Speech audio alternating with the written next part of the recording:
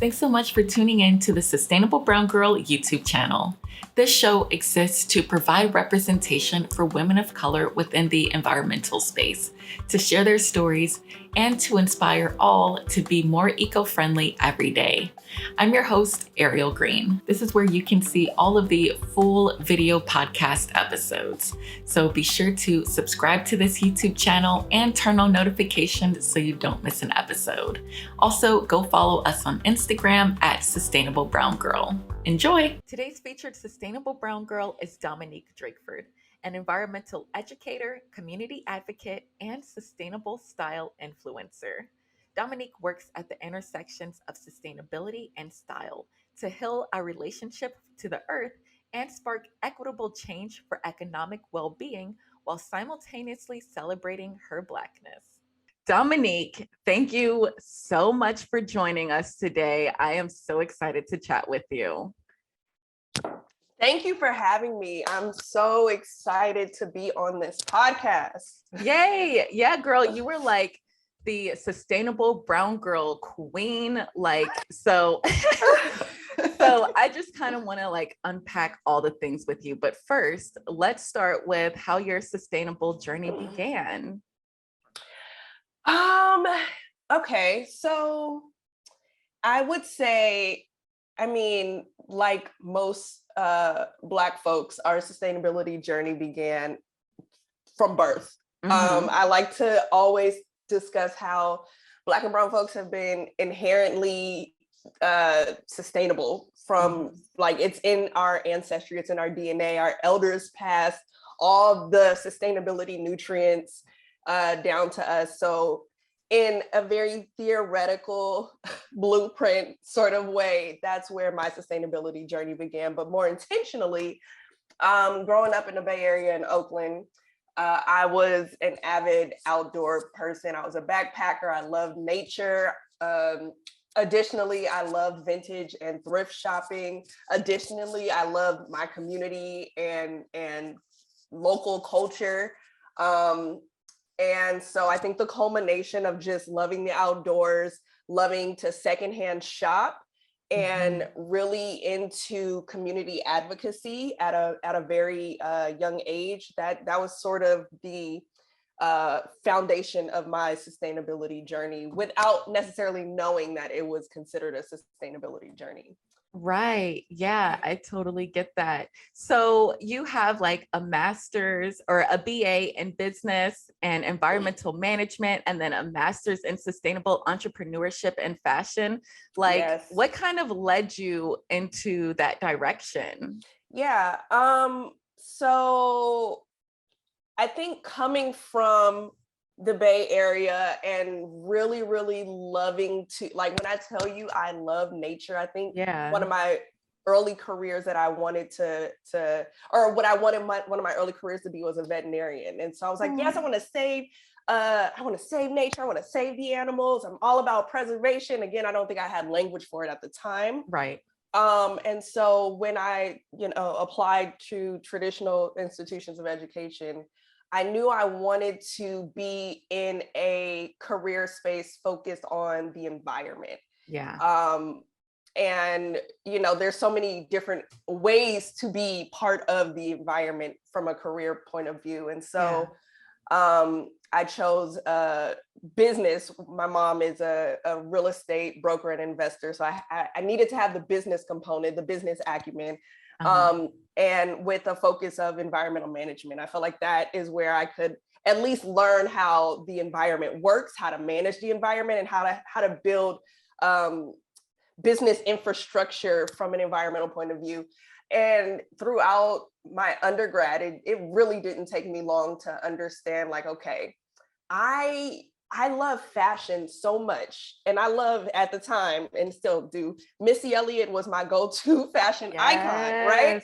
So I'm like, okay, Missy's my go-to fashion icon. I love the environment. How can these worlds intersect? How can I create a pathway to where my passions truly intersect? And I started researching the fashion industry. I started researching environmentalism. I started researching all of these things and realized that there's so many negative detriments in the fashion industry.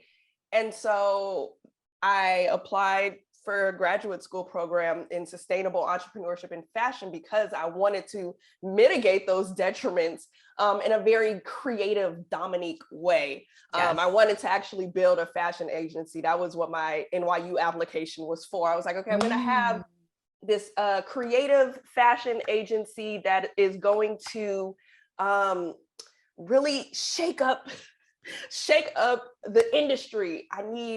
I want to get rid of pollution. I want to get rid of Black and brown folks who have been intentionally victimized throughout the fashion supply chain. Like, I want to do all of these things through my agency while still promoting brands that are doing well and people who are doing amazing work across the globe in the sustainability space. And so that's sort of the journey of from a traditional education point of view, how I sort of navigated sustainability in fashion, and before realizing that so much of what I thought was amazing and cool and just so much of what I thought initially at the point of application before moving to New York, so much of what I learned is BS in terms of how the industry operates, in terms of who are the vanguards who are being portrayed in the mainstream marketplace, in terms of just so many things. Like, I've grown tremendously throughout this entire journey of sustainability. Right. Yeah, definitely. I mean, I can tell, like, from all of the different ventures that you've created, how your journey has kind of shifted over the years. So it started with melanin and sustainable style. So like, what kind of led you to that? And then like into your more recent ventures that you've been working on? Actually, what a lot of people don't know is that even before Melanin Ass, I had a PR, a sustainable fashion PR consultancy called Drake Natural. Yes. Yeah, I had like a little dress form with a leaf wrapped around as my logo. But before Melanin Ass, I was doing consulting work for sustainable fashion, beauty, and wellness brands. And I think this is still with the mindset of, I'm going to create this amazing agency to combat environmental injustice. But yeah, so I was working with a lot of different small brands and helping them to publicize their sustainability efforts. Like, I was really, really passionate in being a voice or a bridge to promote brands and to add a creative flow to different brands so that folks can see that sustainable fashion doesn't just look stoic. And so from there, I created Melanin Ass because I started to sort of get fed up with what I saw in the mainstream industry. I saw that only white women were being promoted across blogs and across mainstream platforms. I saw that only white brands were getting recognized. I saw that only white women were being centered as solutionists and being centered as those who are working towards sustainability. When I went to events, I did not see us represented. I didn't see us represented in discussions around solutions and around how to combat climate and environmental injustice. And so I didn't have necessarily a big aha moment. It was sort of a snowball effect of, wait a minute, I know why I love sustainability, and I know so many others in my network who are really dope vanguards in the sustainability space, although it may not have been articulated that way. Right. I want to create a platform called Melanin Ass, where I'm amplifying the Black and brown folks who have been leaders and who have been intentionally invisible in this space. Not only to combat what's going on in the mainstream industry, but so that we can connect with each other, so that we can see each other and say, oh, my sis over here in Philly has a dope sustainable collection, or auntie in Gambia is out here growing some Yes. amazing crops that are creating innovative and technologically savvy materials. Like I wanted it to be, yes, to combat what's happening in the mainstream space, the white noise that was taking place, but also, and probably more potently, a way for us to celebrate and commune with one another and find support on an intercommunal level. And Yes. so that's why Melanin Ass was originally created. And that sort of became my benchmark to the work that I'm doing today and hopefully forever. Melanin Ass is forever my baby for that reason. Yes, yes, I totally relate to being like seeing all of the white faces at the forefront of the environmental and sustainability movement. And it's just like, you don't feel represented. So you have to make the space to be able to highlight everyone else who's doing amazing work, you know? Right. Yeah. Yeah.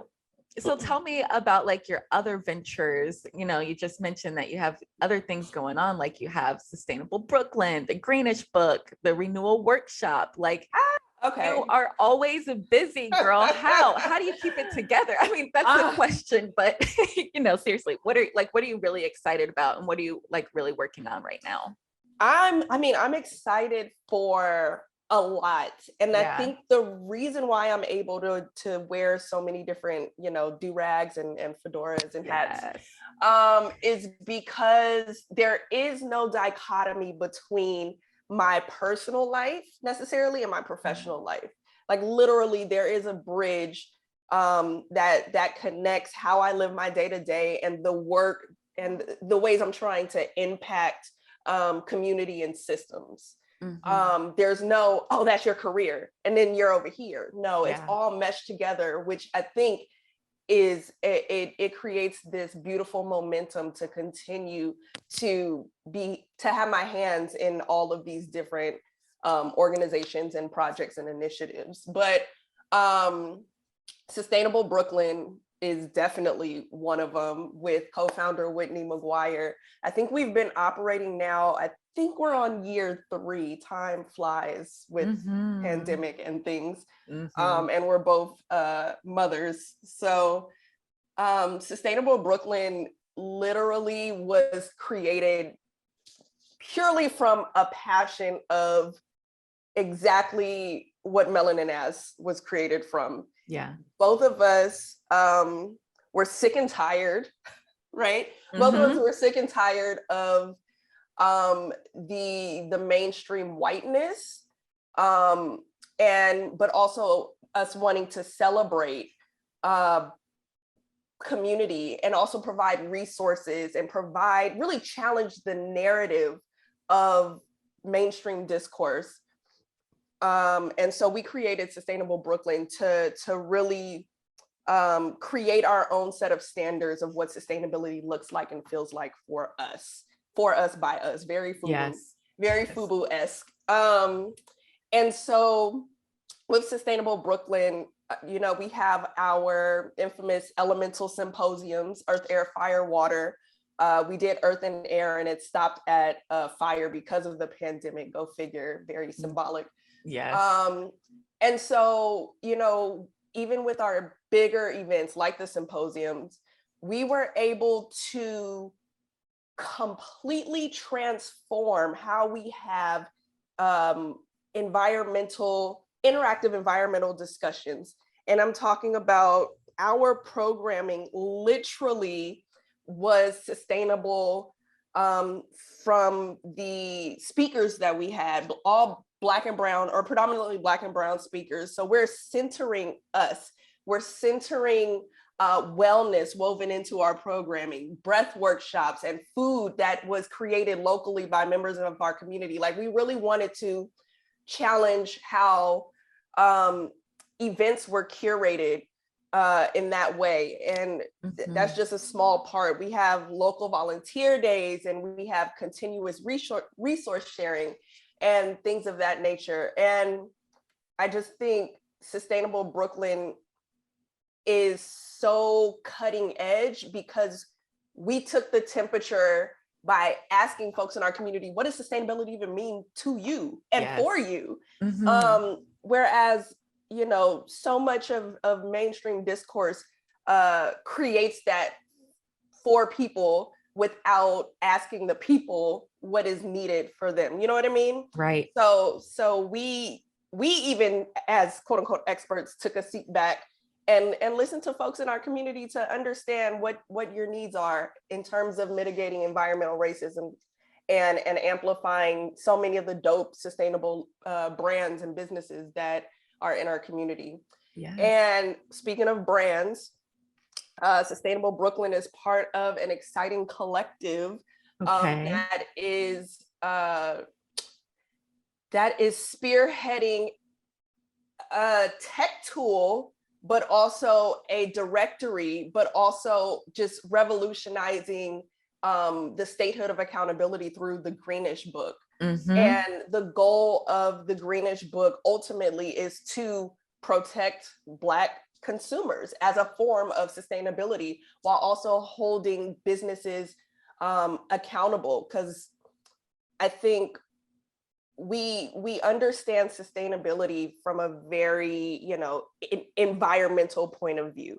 And sometimes I think we forget that sustainability it has to include our individual safety. It has to include our agency. It has to include not just the environment in terms of, you know, the air quality we're breathing, but how we take up space and how we move and how we have transactions and use our money and meet with community locally. All of that is very much a part of environment. And so we have to reshape and reframe how we are understanding environmentalism, environmental justice, environmental racism. And we're doing that through the Greenish book. And while paying homage to the original Green Book created by Victor in Harlem, which was a business directory that notified Black folks who were traveling the businesses that were safe for Black people to engage with. And so we're carrying on the torch from our ancestors and continuing that conversation of safety-based sustainability. And then I'll talk about one more thing that I'm working on. So I'm not sure if you got the opportunity to listen to The Root. Which, some of it. Yes, I know it's a very long series. It is a special podcast series that was developed with myself and Kestrel Jenkins of Conscious Chatter. And I believe it's a 6-part series, and we have, I can never remember the number of speakers. I believe 14, 15 Black and Brown Indigenous speakers throughout the fashion industry to literally talk about ways to dismantle and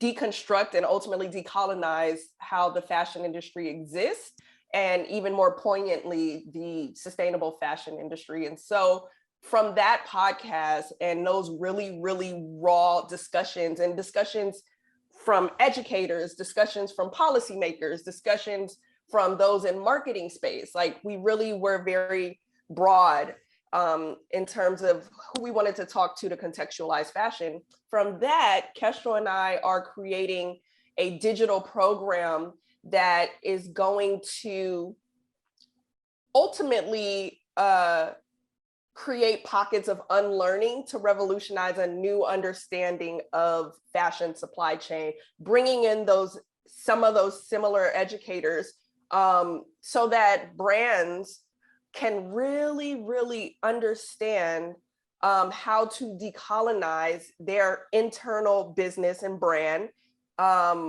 so that we can move forward. And I'll stop there. I know. I feel like I can go on and on about that program. We're still in the infancy, the beginning stages of working on Rooted. But we're working on a really exciting digital program that's I love it. Gonna change the way brands operate and build within their internal infrastructure. Yes. So that program is specifically for brands. It's specifically for, well, we're thinking of it being for brands, but also for educators. Okay. So those who are educating folks who make up the brands. Right. So that's what we're teetering with. But again, we're still literally in the ideation brainstorming phase.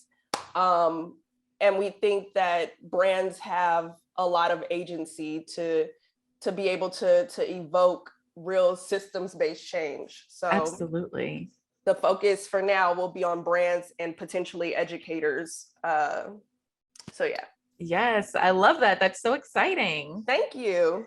So tell us, I mean, obviously fashion is like your main, like focus. So, and I know you use fashion as like a form of activism. So how is that, like, how does that work? Like, how can I, as a regular person who's like, kind of interested in fashion, but how can I, use fashion as activism? Yes. First of all, none of us are regular. We are all dope, influential folks. Yes. who are out in this world creating all type of provocative change. And to be honest, I have gone to a lot of talks and I've listened to a lot of quote unquote professionals and experts. And the reality is that we all have a role to play because we all wear clothes, right? And sometimes I think that there's this like, not esoteric, but almost this need to like, what's the word I'm looking for? Basically, look, we all have agency in this fashion game. And especially if you're a Black and Brown Indigenous person, I think that there is a very important and unique opportunity for us to reclaim that, for us to understand that for historically, our fashion has always been cultural or political. And it's always been a form of sustainability, whether we worked with our hands to really create garments, or whether we are wearing something that a friend made, or whether we have to buy even fast fashion because out of resourcefulness. Like we all have played a role in a positive role in sustainability. And I think it's at this point, it's just about reclaiming fashion or reclaiming sustainability and fashion for that reason. And understanding, like even looking at your closet and going through some of your pieces and saying, what does this piece mean to me? Who made this piece? How did I come, did I thrift this piece? Oh, that's sustainable. I think it's just figuring out and reclaiming the fact that we've been sustainable, and understanding that so many of us have worn ethical, conscious, talk pieces, think pieces since inception, and being able to articulate that and have fun with it, and not feeling pushed out of the conversation of fashion. Yes. Okay. I love that. So we can all have our own statement through our fashion. Yeah, we can all have our own statement through our fashion. Absolutely. I'm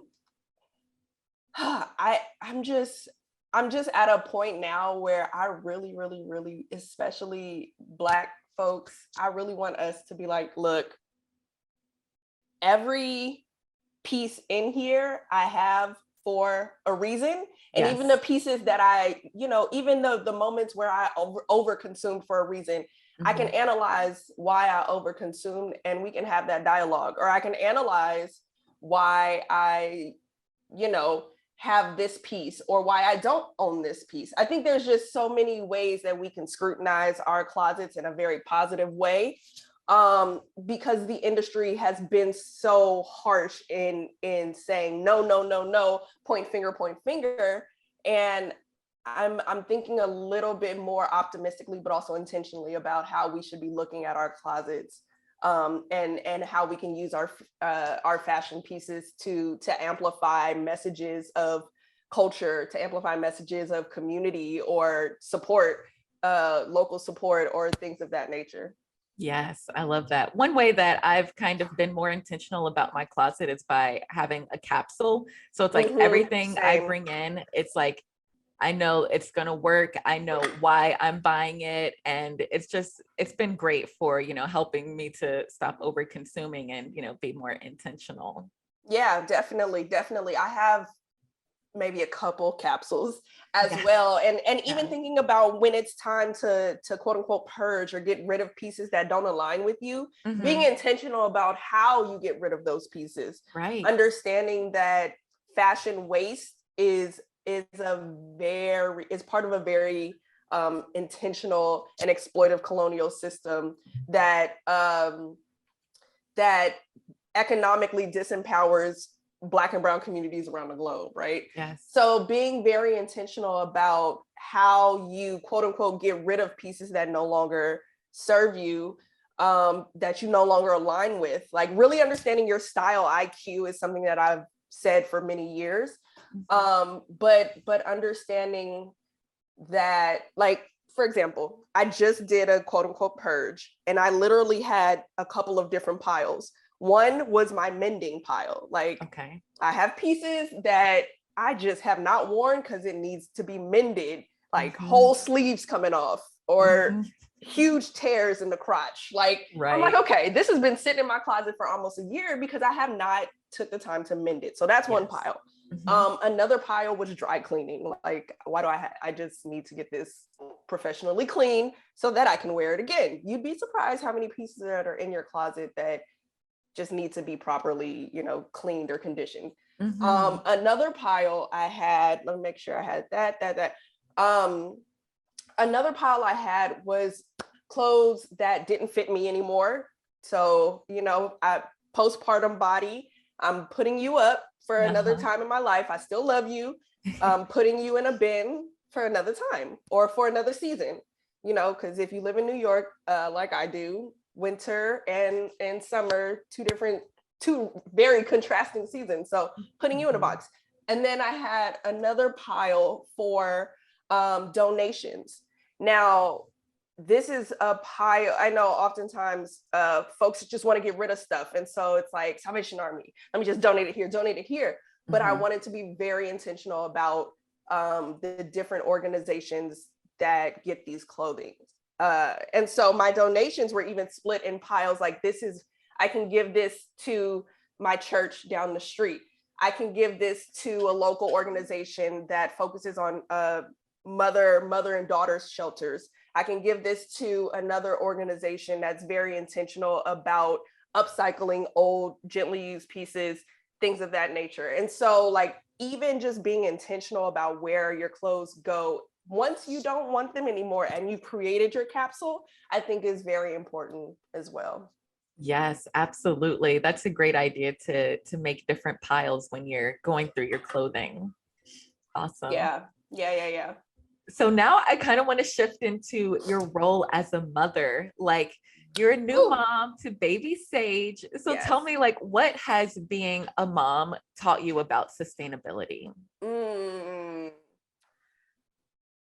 Okay, so it is a journey. I think the first lesson that motherhood taught me about sustainability is, I guess, more on an internal and spiritual level.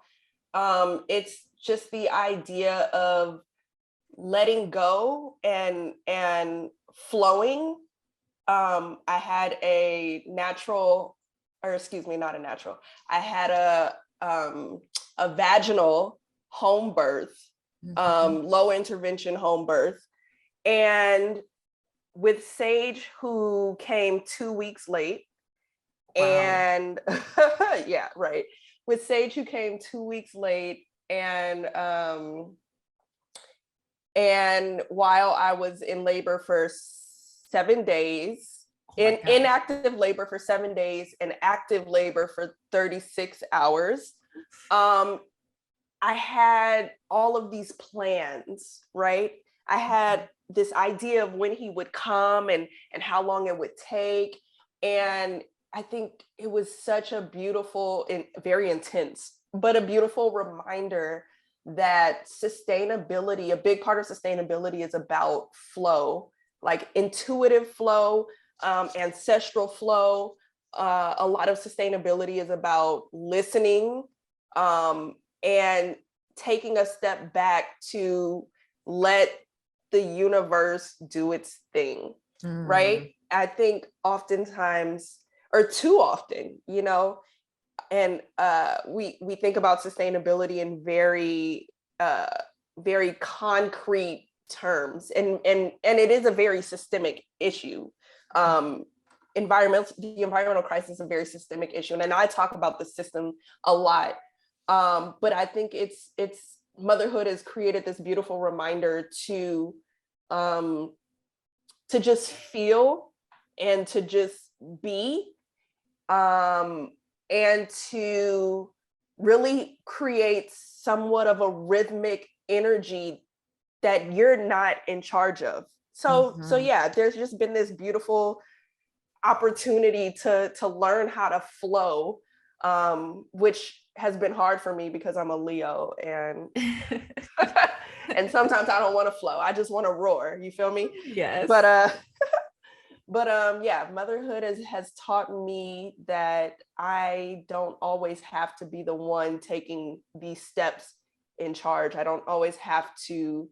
I can just let go. Yeah. And sometimes that's important, and when you let go, you're able to receive messages, you're able to open up vessels for unlearning, you're able to connect in different ways. And if we truly think about it, the climate crisis, and all of the detriments with regards to the environment is about connection or lack thereof. So being able to open up and think more deeply about this idea of connection, as a mom, and it's, of course, it's me as a mom, and then to Sage and my fiance, and then to my community, and then it just expands outward. But it's just this flow of connection that I think has been super powerful in channeling and learning about as a new mom. Yes, I love that. I love that so much. Thank you. So, as a busy mom and partner and working woman, do you ever experience eco anxiety, and how do you stay grounded in such a fast-paced environment?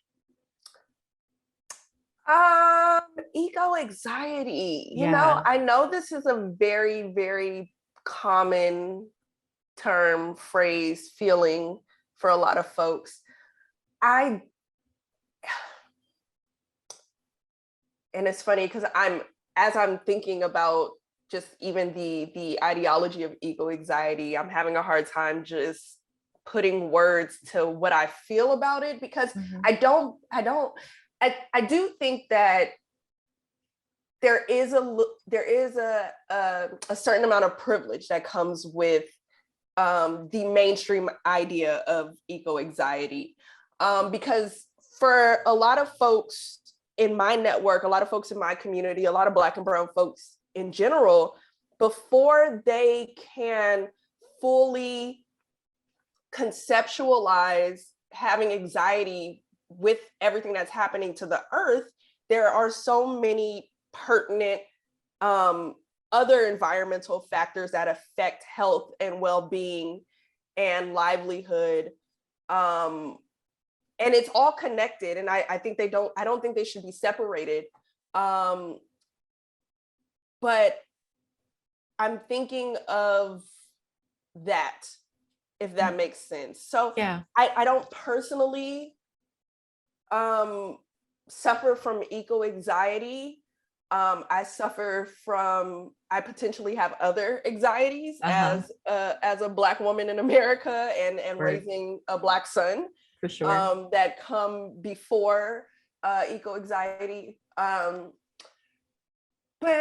But yeah, I don't think I have eco anxiety. I think I'm just very cognizant of all of the different ways in which environmental racism takes up agency as a Black person on American soil.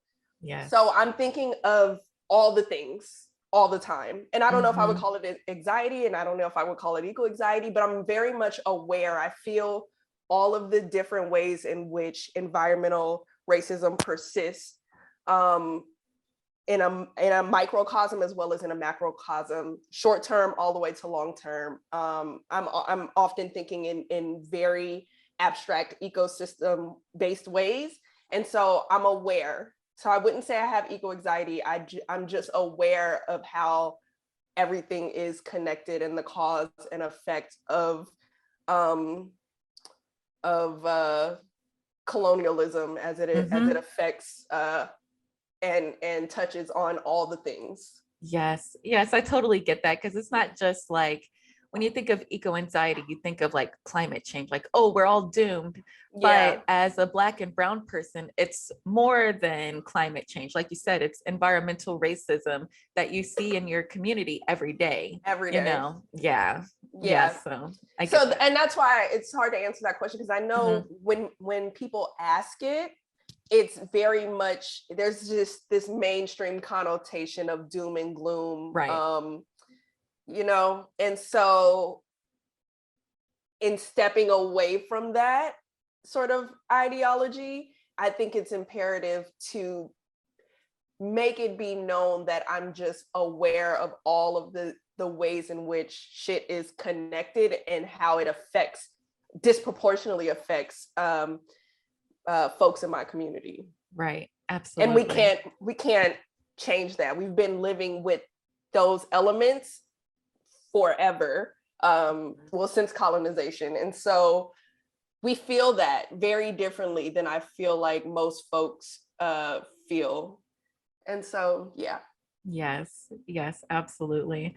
I think that is a great segue into our last question, which is what does being a sustainable brown or Black girl mean to you? Mm, I think it means just being me. Mm, Um, mhm. I don't know if that's a generic ass answer, No, no, it's not. but I think it truly means just being yourself. In a very congested space where sustainability and green and eco and all of this propaganda around environmentalism is shoved in your face. Um, I think there's just an innate beauty to just being yourself, and also in realizing that you being yourself has so many beautiful, unapologetic, rich um, points of sustainability that you need to nourish, and that can be points of education to nourish your community as well. Yes, So yeah, yes. really just being yourself I like it. as a sustainability as a very holistic sustainability being. Yes. Yeah, definitely. Girl, you were doing so much in the sustainability movement. Like you were just doing all of the things, and I am here for it. So, Oh, thank you. yeah, thank you so much for taking the time to come on. And I mean, if there's anything specifically that you want to promote to direct people towards, then you can do that. Yeah, definitely, definitely. First of all, thank you for this interview. It's always, I still have so much mom brain, mom fog, Uh-huh. in addition to like pandemic fog, Right. that I'm like, oh my gosh, I need to continue to have these really exciting conversations and get out of mommy mode and baby talk Yes. Well, not real baby talk, but yeah. So I do want to at least share this collaboration I have coming up with Sustainable Brooklyn in partnership with Start Empowerment. We have a summer school program taking place on June 7th. The first class is June 7th, which is Sage's birthday. But ultimately, it's a 6-week program from June 7th to July 16th. The courses are going to be taught by all Black and Brown Indigenous organizers to completely redefine justice in the climate movement. Each week is going to be a class and a lecture focusing on everything from capitalism and colonialism to revolutionary movements and Black liberation movements, all the way into environmental justice. And so I can send you the link, but get into this summer school, because a lot of what sustainability discourse needs right now is unlearning and re-education. And so excited to be part of this collaboration and to continue to push out programs where we are re-educating, especially young people, about sustainability and really challenging and changing archaic narratives of what sustainability looks like. Yes. So it is called Summer School, and that is again with Sustainable Brooklyn and Start Empowerment. And the first course starts June 7th. And there will be a link where you can go and purchase very affordable tickets for that. Yes, awesome. Yeah, we'll share the link in the show notes. That sounds like an amazing program. Thanks for sharing that. Of course. Woo, woo, woo. Thank you so much, Dominique. It's been such a pleasure talking with you. Thank you. I love your podcast and excited to share, promote, and continue to support you. Thank you. All right. Don't leave just yet. Click here to hear from another Sustainable Brown Girl, or click here to watch the full playlist from this season.